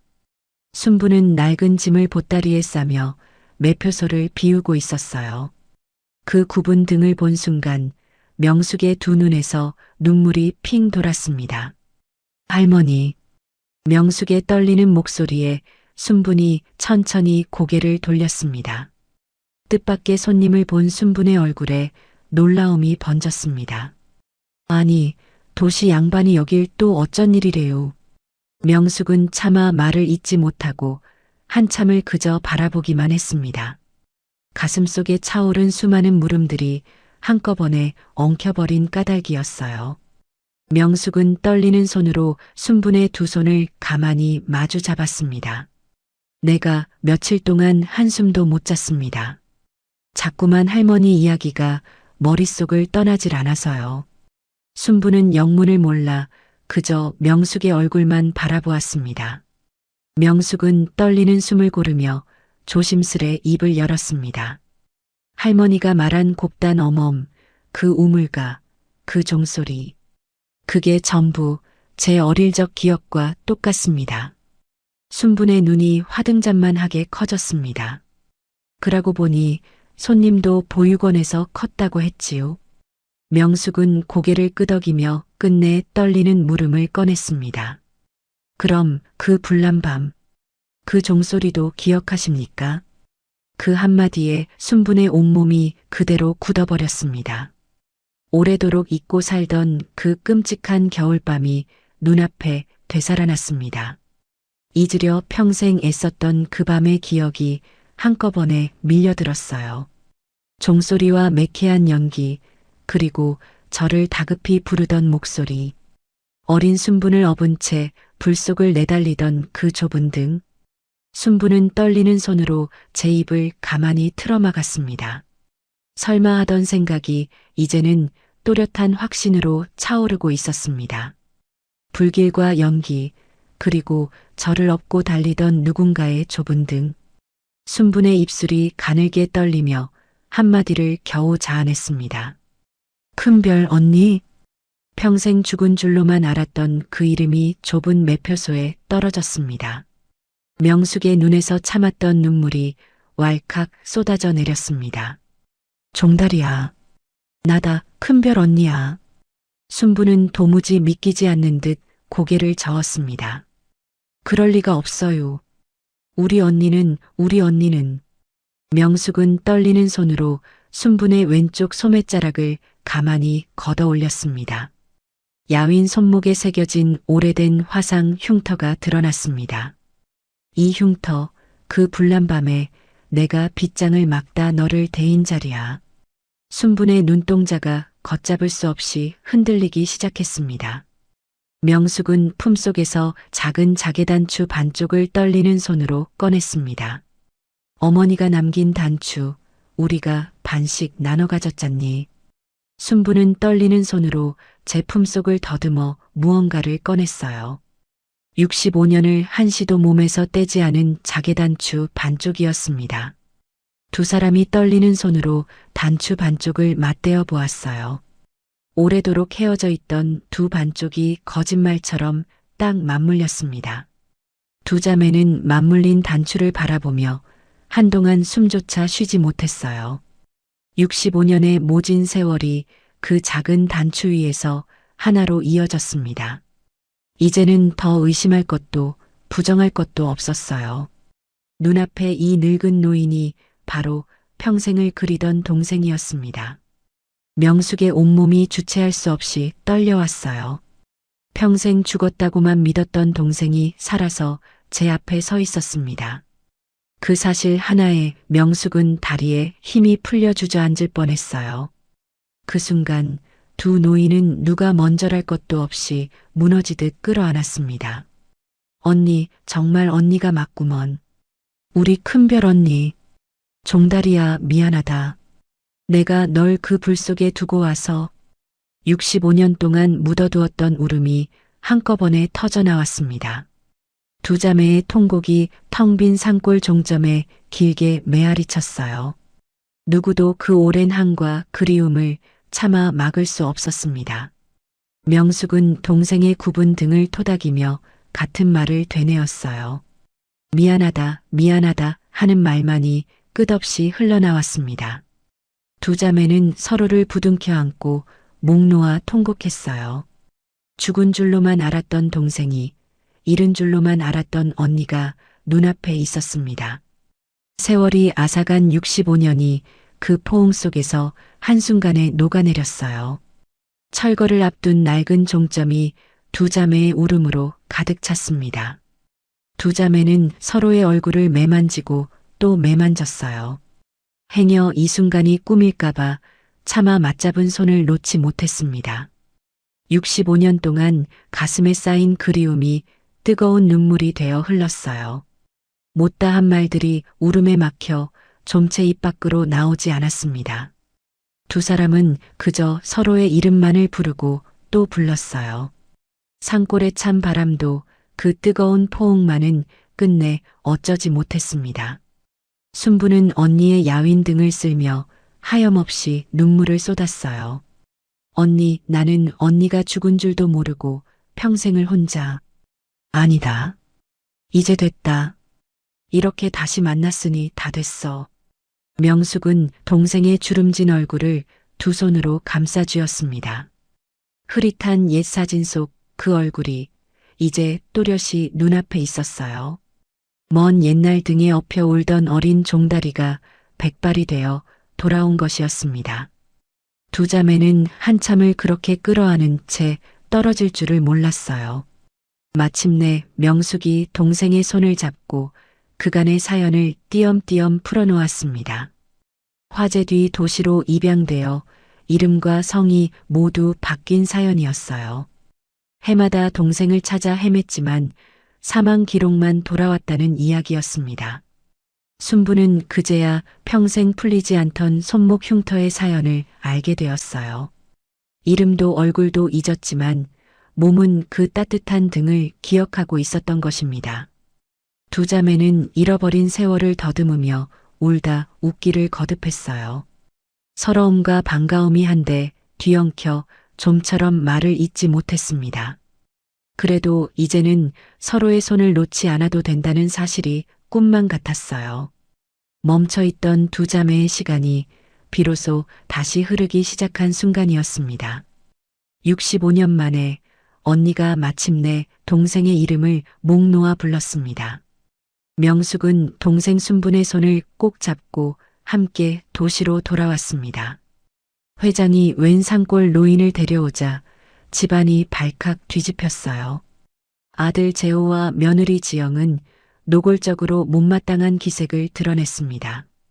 어머니, 또 그 노인입니까? 대체 무슨 생각이세요? 명숙은 그런 아들을 똑바로 바라보며 또박또박 말했습니다. 이분은 내 동생이다. 65년 전에 잃은 내 친동생이야. 그 말에 재호와 지영의 얼굴이 하얗게 굳어버렸습니다. 명숙은 곧바로 유전자 검사를 의뢰해 두 사람의 혈연을 밝혔어요. 며칠 뒤 나온 결과는 두 사람이 친자매임을 분명히 증명했습니다. 뒤바뀐 사망 기록도 바로잡혀 순분의 호적이 새로 정리되었어요. 이제는 누구도 두 사람이 자매임을 부정할 수 없었습니다.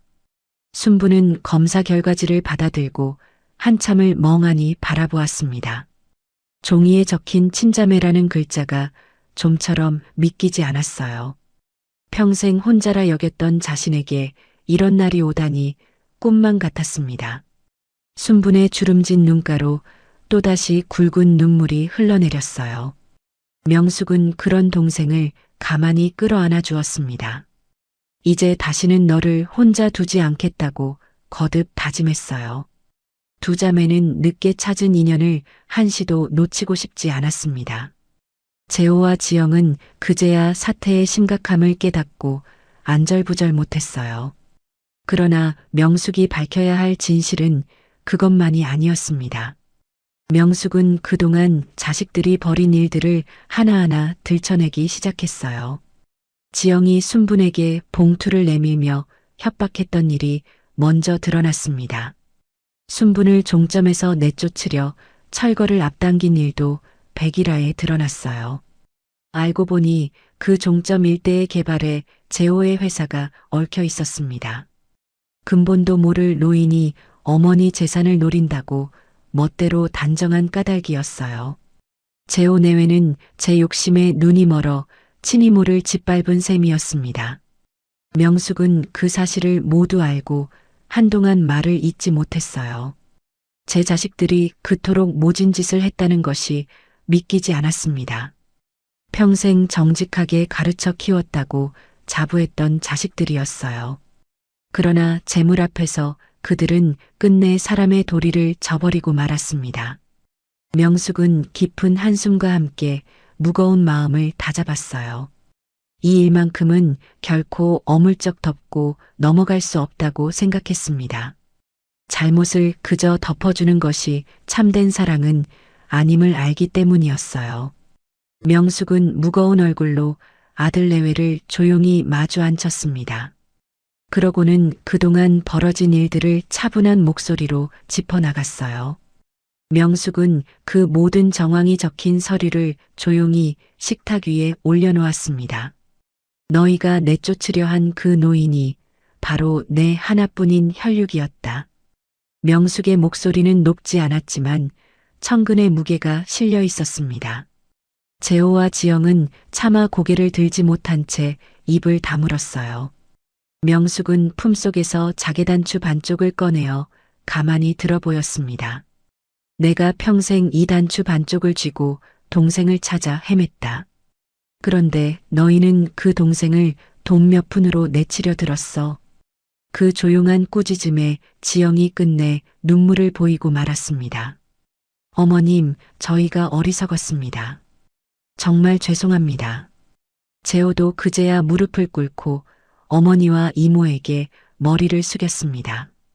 이모님, 제가 사람을 몰라 뵙고 큰 죄를 지었습니다. 순부는 그런 조카 내외를 한참 바라보다 가만히 입을 열었습니다. 되었네. 몰라서 그런 걸 어쩌겠는가. 순부는 끝내 그들을 모질게 탓하지 않고 너그러이 품어주었습니다. 평생 누구도 미워할 줄 모르고 살아온 순분다운 마음이었어요. 명숙은 그런 동생의 손을 잡으며 흐뭇한 미소를 지었습니다. 종달이야, 너는 어쩜 어릴 적이나 지금이나 한결같으냐? 명숙은 곧바로 종점 철거 계획을 전면 백지화하도록 지시했습니다. 순분이 평생을 지켜온 그 작은 매표소를 지켜주기로 한 것이었습니다. 명숙은 동생을 위해 종점 곁에 아담한 새 집도 마련해 주었어요. 순분이 평생 일군 그 자리를 떠나지 않아도 되게 한 배려였습니다. 두 자매는 낮이면 함께 매표소를 지키며 도란도란 정을 나누었어요. 명숙은 동생 곁에서 처음으로 마음 편한 웃음을 되찾았습니다. 평생 일에만 매여 살던 명숙에게도 그것은 더없는 행복이었습니다. 제호의 회사는 개발 사업에서 손을 떼고 조용히 물러났어요. 부끄러움을 안재호 내외는 진심으로 잘못을 뉘우치기 시작했습니다. 그들은 그동안의 매정함을 씻기 위해 두 노인을 정성으로 모셨어요. 명절이면 온 식구가 산골 종점에 모여 북적북적했습니다. 평생 명절마다 홀로 국수를 끓이던 쓸쓸한 종점. 이제는 그 좁은 방에 사람의 웃음소리가 가득 찼습니다. 종점을 오가던 마을 사람들도 제 일처럼 기뻐해 주었습니다. 종점 할매가 잃은 언니를 되찾았다는 반가운 소식. 산골 마을은 오랜만에 따뜻한 잔치 기운으로 들떴습니다. 동생의 오랜 선행을 곁에서 함께 거들던 다정한 언니.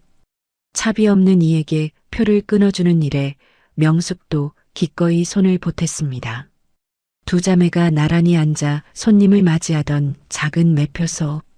세상에서 가장 늦게 찾은 가장 따뜻한 동행이었습니다.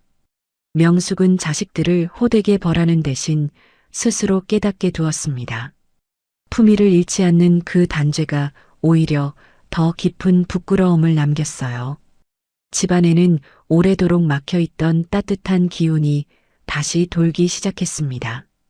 순부는 하루아침에 잃었던 가족을 모두 되찾은 셈이었어요.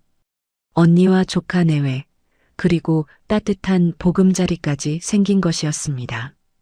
평생 혼자였던 종점 할매에게 그것은 기적과도 같은 일이었어요.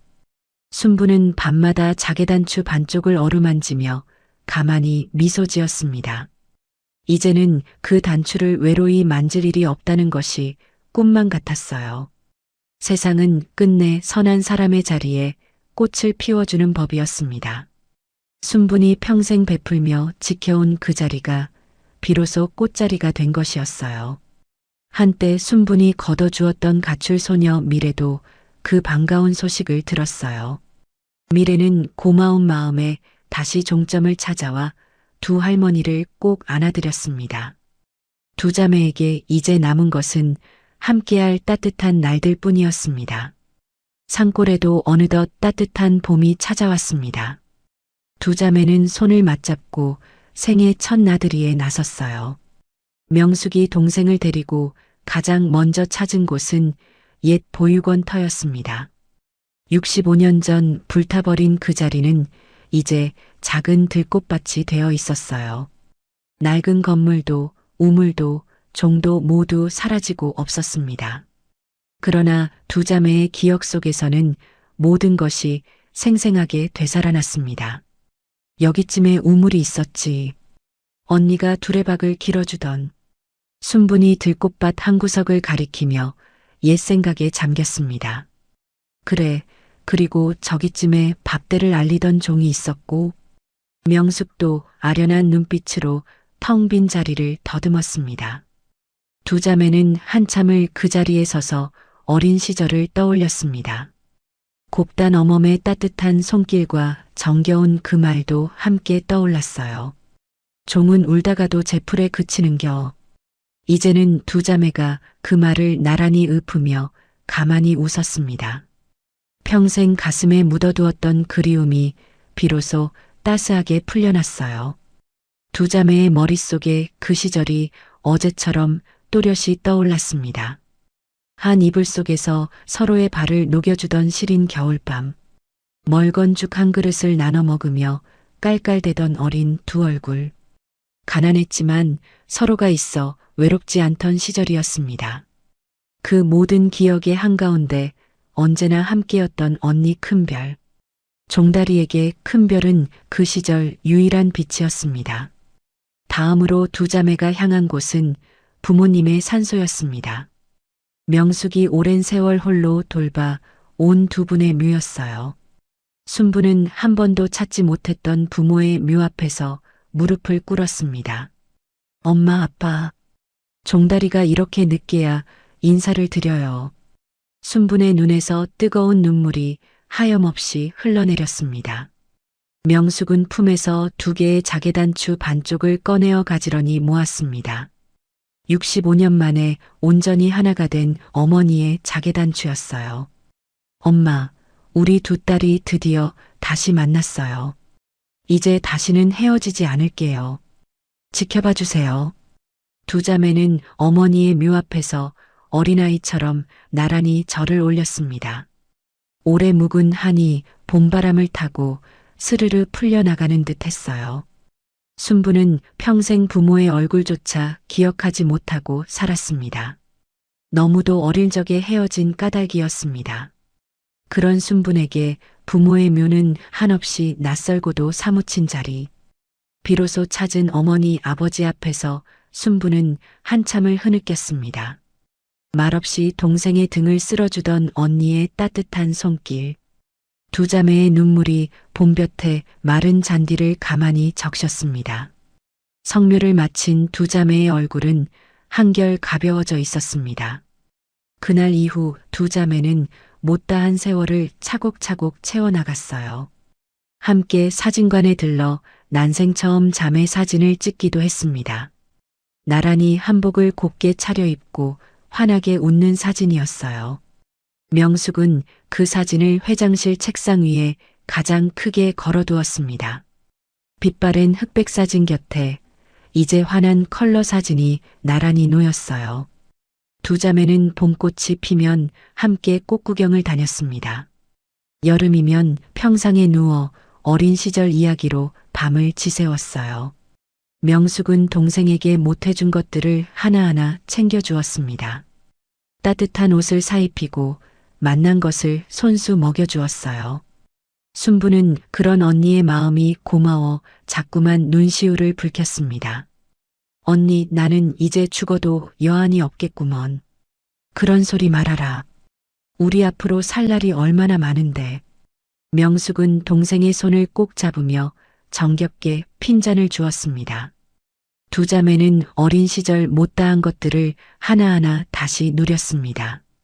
손을 잡고 시골 장터를 구경하던 정다운 두 그림자. 군것질을 나누며 소녀처럼 웃던 여든의 두 얼굴. 명숙은 동생을 위해 고운 봄옷도 한 벌 지어주었습니다. 평생 헌옷만 입던 순분이 처음 입어보는 새옷. 순부는 그 옷이 아까워 좋은 날에만 꺼내 입곤 했습니다. 작은 것 하나에도 두 자매는 더없이 행복했습니다. 잃어버린 세월이 길었던 만큼 더 깊고 진했던 행복. 두 자매가 함께 돌아온 종점에는 늘 따뜻한 웃음이 넘쳤습니다. 낮이면 나란히 앉아오가는 손님을 맞이했어요. 여전히 차비 없는 이가 오면 두 자매가 함께 표를 끊어주었습니다. 이제는 그 선행에 언니의 넉넉한 손길까지 더해졌어요. 종점을 찾는 사람들은 정다운 두 노인의 모습에 절로 미소를 지었습니다. 산골 종점은 어느새 따뜻한 인정이 샘솟는 명소가 되었어요. 사람들은 일부러 그 종점을 찾아와 두 자매에게 정답게 인사를 건넸어요. 잃었던 가족을 되찾은 그 이야기는 어느새 산골의 자랑이 되었습니다. 어떤 이는 두 노인의 사연에 가만히 눈물을 훔치기도 했어요. 또 어떤 이는 제 가족을 떠올리며 멀리 안부 전화를 걸었습니다. 종점 할매의 작은 선행이 더 큰 온기로 널리 번져간 것이었어요. 한때 철거될 뻔했던 그 자리가 이제는 모두의 쉼터가 된 것이었습니다.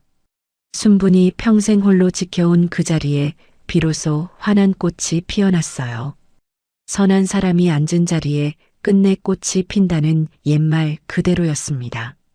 명숙은 늦게나마 동생을 찾은 것이 일생의 가장 큰 복이라 여겼어요. 순부는 평생의 외로움을 모두 보상받은 듯 늘 감사하며 살았습니다.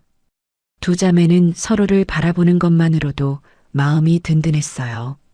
세상에 둘도 없는 그 다정한 동행이 보는 이마다 부러움을 샀습니다.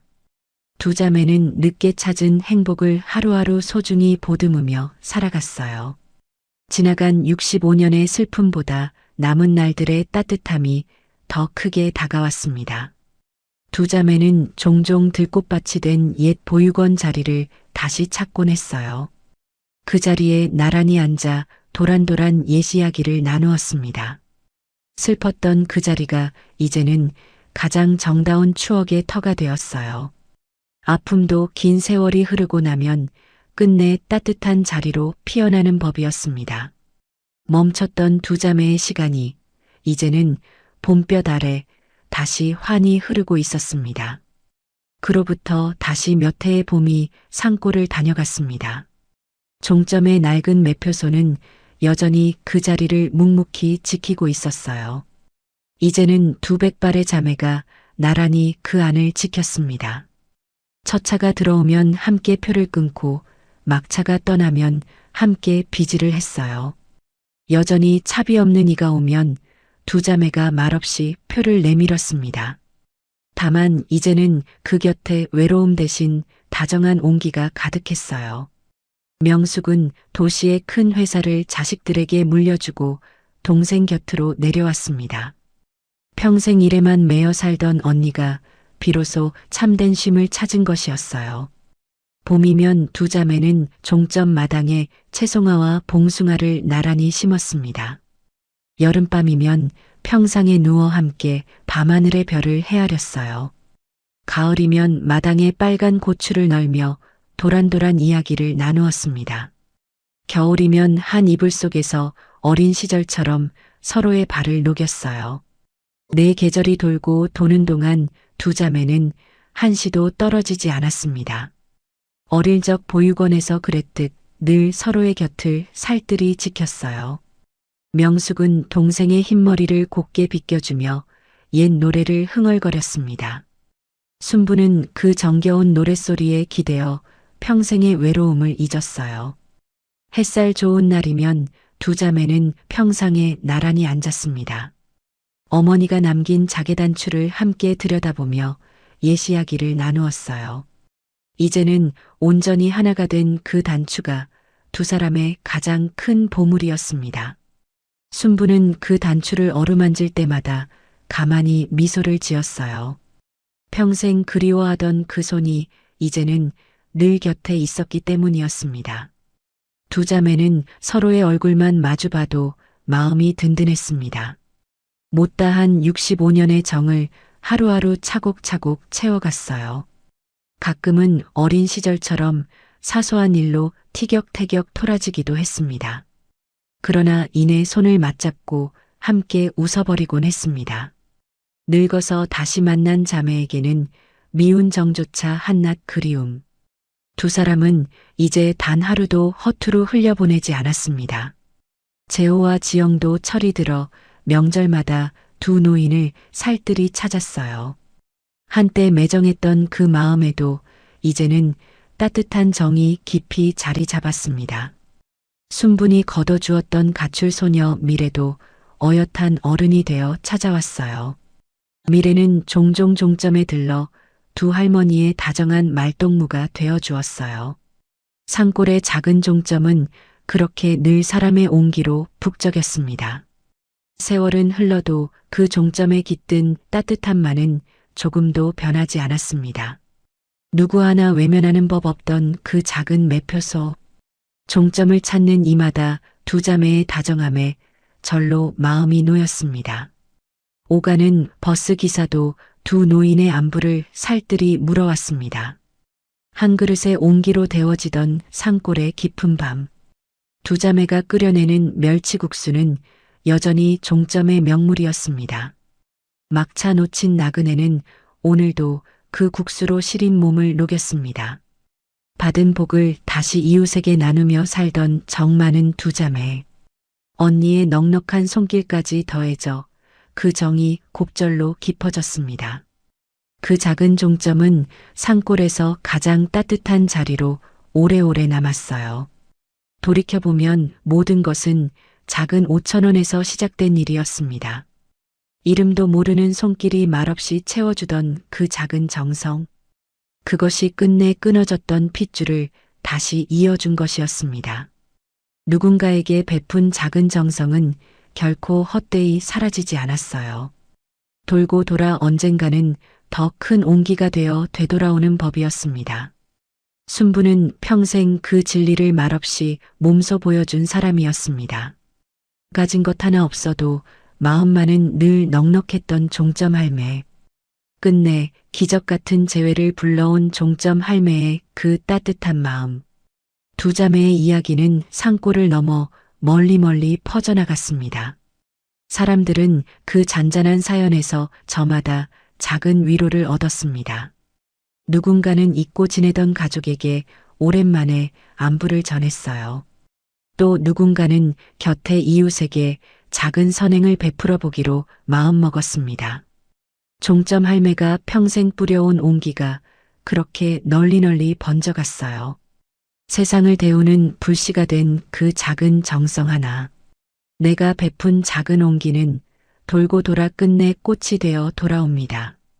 그것이 평생 종점 할매가 살아낸 인생의 한 줄 진리였습니다. 늦더라도 진심은 끝내 서로를 알아보는 법. 멀리 돌아왔어도 마침내 한자리에 닿은 두 자매. 그 다정한 동행이 두 사람의 남은 날들을 환히 비추었습니다. 오늘도 산골 종점의 낡은 종이 바람결에 맑게 울렸어요. 그 종소리는 이제 더 이상 슬프지 않았습니다. 두 자매의 다정한 웃음소리가 그 위에 정답게 포개졌어요. 사람들의 가슴에 오래도록 잊히지 않을 정다운 그 풍경. 멈춰있던 한 가족의 시간이 비로소 따뜻하게 다시 흐르고 있었습니다. 여러분에게도 다시 잊고 싶은 소중한 인연이 있다면 댓글로 들려주세요. 오늘 이야기가 마음에 닿으셨다면 구독과 좋아요로 다음 사연도 받아보세요. 듣고 계신 그 자리가 오늘 꽃자리가 되기를 바라겠습니다.